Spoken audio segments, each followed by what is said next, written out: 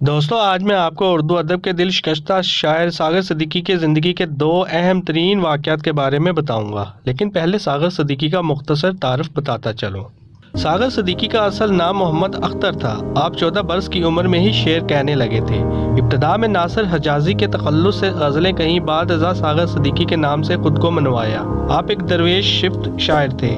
عشق مجازی، عشق حقیقی، جدوجہد، لگن اور آوارگی ساغر صدیقی کی شاعری کا موضوع تھے۔ محبوب کے چھوڑ جانے اور دنیا سے متعدد بار دھوکے اٹھانے کے بعد ساغر نے نشے میں خود کو چھپا لیا اور ہر شے سے بے خبر ہو کر سڑکوں پر آ بیٹھے۔ ساغر کو ایک تندور والے کی بیٹی سے عشق ہو گیا تھا۔ والد نے ساغر کی پسند کو یہ کہہ کر ٹھکرا دیا کہ ہم خاندانی لوگ ہیں، کسی تندور والے کی بیٹی کو اپنی بہو نہیں بنا سکتے۔ غصے میں اس لڑکی کے گھر والوں نے اس کی شادی پنجاب کے ایک ضلع حافظ آباد میں کر دی، جو کامیاب نہ ہوئی۔ لیکن ساغر اپنے گھر کی تمام آسائش و آرام چھوڑ چھاڑ کر داتا کی نگری میں رہنے لگے۔ جب اس کی محبوبہ کو پتہ چلا کہ ساغر داتا دربار ہے تو وہ داتا صاحب آ گئی۔ کافی تلاش کے بعد آخر تاش کھیلتے ہوئے ایک نشئیوں کے جھرمٹ میں ساغر مل ہی گیا۔ اس نے ساغر کو اپنے ساتھ چلنے کو کہا اور یہ بھی بتایا کہ مجھے میرے خاوند نے ہاتھ تک نہیں لگایا اور ہماری داستان محبت سن کر مجھے طلاق دے دی ہے۔ اب تم چاہو تو مجھے اپنا لو۔ ساغر نے اس موقع پر ایک شعر کہا، بندہ پرور کوئی خیرات نہیں، بندہ پرور کوئی خیرات نہیں، ہم وفاؤں کا صلہ مانگتے ہیں۔ ساغر صدیقی کے آخری چند سال نشے میں گزرے اور وہ بھیک مانگ کر گزارا کیا کرتے تھے، لیکن اس وقت بھی انہوں نے شاعری لکھنا نہ چھوڑی۔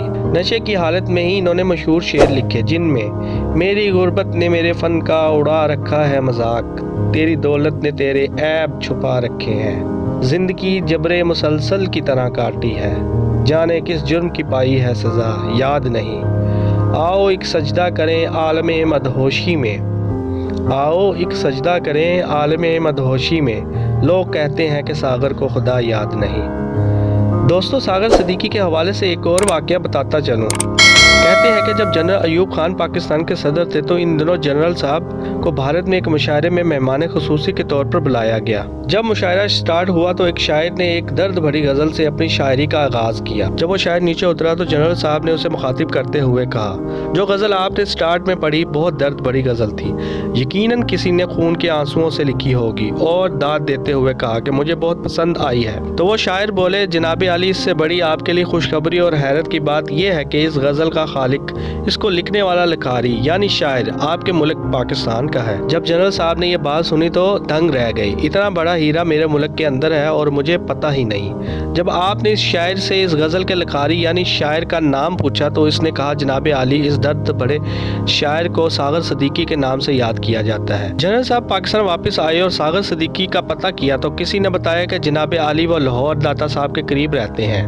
تو جنرل صاحب نے اسی وقت اپنے چند خاص آدمیوں پر مشتمل وفد تحائف کے ساتھ لاہور بھیجا اور ان کو کہا کہ ساغر صدیقی کو بڑی عزت و تکریم کے ساتھ میرے پاس لاؤ اور کہنا کہ جنرل ایوب خان آپ سے ملنا چاہتے ہیں۔ جب وہ بھیجا ہوا وفد لاہور پہنچا تو انہوں نے اپنا تعارف نہ کرواتے ہوئے داتا دربار کے سامنے کھڑے چند لوگوں سے شاعر ساغر صدیقی کی رہائش گاہ کے متعلق پوچھا تو ان کھڑے چند لوگوں نے طنزیہ لہجوں کے ساتھ ہنستے ہوئے کہا کہ کیسی رہائش، کون سا شاعر، ارے آپ اس چرسی اور بھنگی آدمی سے کیا توقع رکھتے ہیں؟ اور پھر کھڑے ان چند لوگوں نے اشارہ کرتے ہوئے کہا کہ وہ دیکھیں سامنے پڑا ہے چرسیوں اور بھنگیوں کے جھرمٹ میں۔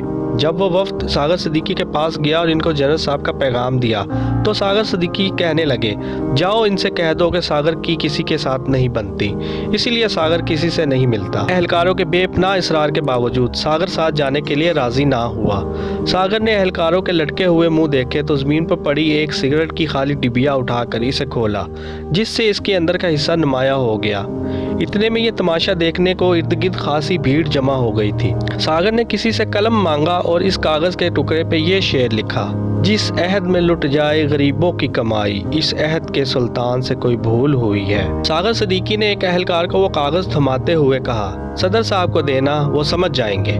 دوستو 19 جولائی 1974 کی صبح جب لوگ بیدار ہوئے تو دیکھا کہ سڑک کنارے ایک سیاہ گٹری سی پڑی ہے۔ قریب آئے تو معلوم ہوا کہ شاعر ساغر صدیقی اس جہان فانی سے رخصت ہو چکے ہیں۔ ساغر صدیقی لاہور کے میانی صاحب قبرستان میں آسودہ خاک ہیں۔ دوستو امید کرتا ہوں کہ آپ کو میری یہ ویڈیو ضرور پسند آئی ہوگی۔ اسی طرح کی دلچسپ اور معلوماتی ویڈیوز دیکھنے کے لیے میرے چینل صحبت میگزین کو سبسکرائب کر لیں اور بیل آئیکن کا بٹن دبا دیں تاکہ آپ کو میری ہر ویڈیو بر وقت مل سکے۔ شکریہ۔